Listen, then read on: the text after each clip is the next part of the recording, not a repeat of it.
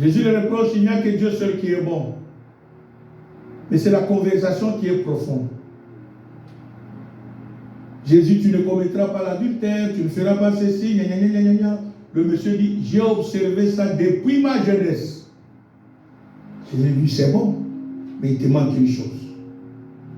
Tu es riche, non? Il dit, oui. Va ce que tu as. Partage à quoi? Aux pauvres. Mais qui dit la Bible? À cause de l'égoïsme, le monsieur partage, il n'est pas question. Ces gens-là à qui je vais partager, est-ce qu'ils connaissent comment j'ai souffert pour gagner tout ça là? Dites Amen. C'est comme ça que Jésus arrive à conclure au verset 25 en disant, 24-25, qu'il est difficile à ceux qui se confient dans les richesses d'entrer dans le royaume de Dieu. Mais il est plus facile à un chameau de passer par le trou d'une aiguille qu'à un riche. Maintenant, analysons concrètement. Le chameau a quelle taille? L'aiguille a quelle taille? Jésus dit, il est plus facile à un chameau de passer quoi? Vous savez, quand vous refusez de donner, cela veut dire que vous êtes attaché aux richesses. Vous êtes égoïste. Et cela fait en sorte que le chameau pourra passer facilement par le trou de quoi? Que toi d'entrer quoi? Parce que tu refuses de partager. Le sacrifice, bien-aimé, fait partie des œuvres de la foi. Quand vous lisez la Bible, vous verrez des gens qui ont sacrifié pour arriver à conquérir.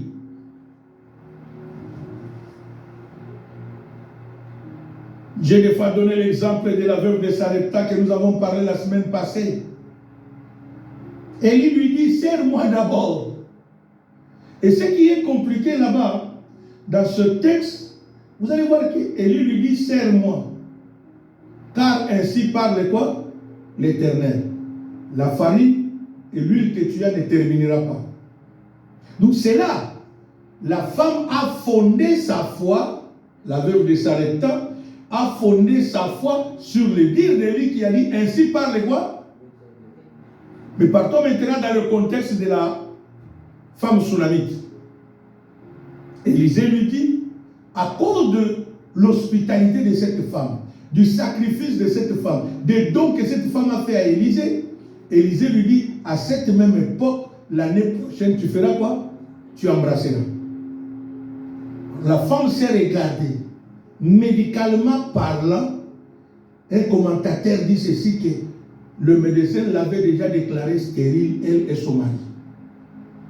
En disant, même si vous changez de partenaire, même si vous partez faire une vitro, ça ne marchera pas pour vous.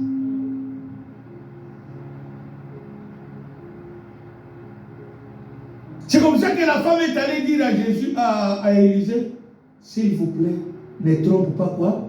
Ta servante. Parce que pour elle, il n'y avait rien. Et puis Élisée n'a pas dit ainsi dit quoi? L'Éternel. Élie avait dit à la veuve de Sarepta, ainsi dit quoi? L'Éternel. C'est comme ça que la veuve a cru dans cette parole. Mais ici, Élisée dit par ma parole. Parce que quand vous lisez le verset au verset 17, la Bible dit là, cette femme a eu l'enfant l'année prochaine, selon la parole, pas de Dieu, d'Élisée. Donc elle a cru. Parce que la foi, c'est croire sans voir. Il n'y avait aucune parole, à part la parole d'Élisée. Mais le sacrifice qu'elle a fait a payé. Dis-le, il y a des sacrifices auxquels Dieu pourra te demander. Laisse-moi te dire, ne murmure pas, fais-le. Parce que ce sacrifice va t'apporter un miracle. Va t'apporter la délivrance. Madame Oubamba, 1 Jean 3 pour terminer. 1 Jean 3, versets 16 et 17. La parole nous dit, nous avons connu l'amour en ce qu'il a donné sa vie pour nous. Nous aussi, nous devons donner notre vie pour les frères. Si quelqu'un possède les biens du monde et que voyant son frère dans le besoin, il lui ferme ses entrailles, comment l'amour de Dieu demeure-t-il en lui? Comment? Ce verset termine très bien. En d'autres termes, si tu ne te sacrifies pas pour les autres, tu refuses de te sacrifier pour les autres, comment Dieu demeure-t-il en toi? Bien-aimé, le sacrifice est un acte de foi. Quand on le pose, mets-toi en tête que Dieu n'a jamais été débiteur de quelqu'un. Il ne doit à personne. Il ne doit à personne.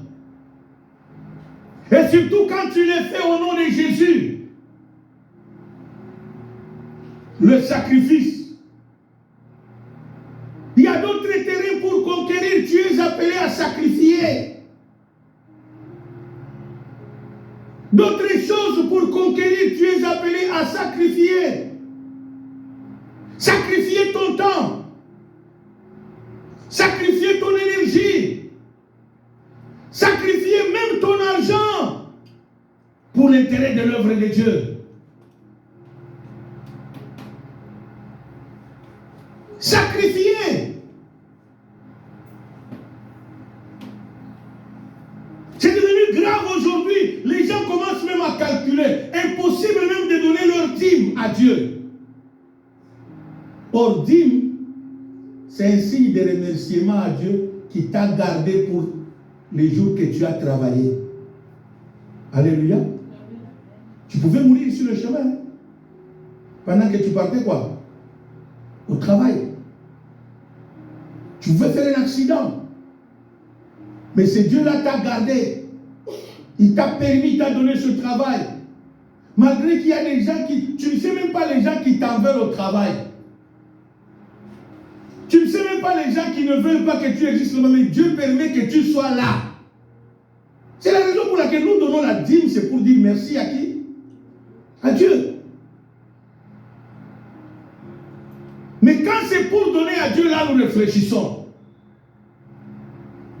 Mais quand c'est pour nos dépenses, personne ne réfléchit. Alléluia. Là même on se fâche, hein.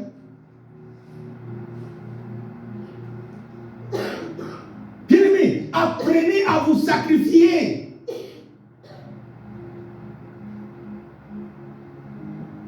Même pour dire merci à Dieu qui te garde, qui fait que toute la semaine tu sors, tu vas travailler, tu reviens. Tu es impossible de donner ton offrande. Tu es incapable de donner même ta dîme. Bien-aimé, toujours quand c'est pour Dieu, là il y a des raisons. Mais quand c'est pour t'habiller pour toi-même, là il n'y a pas de raison. Même l'habit qui peut coûter $1000, tu peux l'acheter facilement. Alléluia. Mais c'est bon de te faire plaisir. Mais c'est mieux de faire pour Dieu. Quand tu acceptes de te sacrifier, tu déconnais Dieu. Parce que le fait de le donner, tu reconnais aussi la bonté de Dieu sur ta vie. Tu crois à ce que Dieu fait dans ta vie. C'est pour cela que Jésus dit, le plus grand amour, c'est de donner sa vie pour ses âmes. Quand tu donnes pour l'œuvre de Dieu, ma soeur, mon frère, tu contribues au salut des âmes. Tu contribues à l'avancement de l'œuvre de Dieu. Quand tu donnes, tu dois te donner une discipline à toi-même. Pour dire que non, non, non, non, les années passées, j'étais égoïste même envers Dieu. Mais cette année, non. Dieu doit prendre la première place. Et moi, je dois être en seconde place.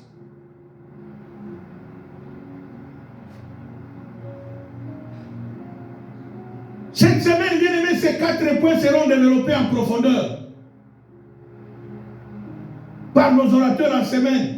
Parce que nous voulons pratiquer, bien aimé, ces œuvres par la foi afin que nous arrivions à conquérir. L'objectif de ces œuvres, c'est de nous aider à conquérir. Tu as une conquête à conquérir. Tu as un territoire à conquérir. Tu as une vie à conquérir. Tu as une situation à conquérir. Ta santé fait partie de cette situation. Ton foyer fait partie de cette situation. Ta vie fait partie de ce que tu veux conquérir. Nous sommes en train de vous donner les pistes qui vont vous permettre de quoi? De conquérir. Voilà pourquoi la Bible dit, quand le Saint-Esprit viendra, il vous enseignera toutes choses. Parce qu'il va t'enseigner qu'est-ce que tu vas faire pour telle situation afin de les conquérir. Lisez la Bible. Pour Bartimée, c'est dans la même dans Jéricho toujours, non? Bartimée aussi est dans Jéricho, non? Lui aussi a crié de la même façon que ces gens, non? Est-ce que Jésus les a guéris de la même façon? Bartimée, Jésus a dit que ta foi t'a sauvé. Mais pour ces gens, Jésus était obligé de les toucher. Dites amen plus fort. C'est pour dire que, bien aimé, chaque chose pour conquérir cette année, ma soeur, mon frère, c'est l'année de la conquête parce que Dieu a décidé d'enlever la honte qui est sur toi.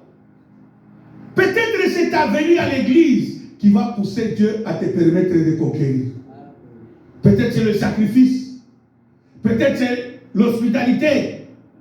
Peut-être c'est l'amour.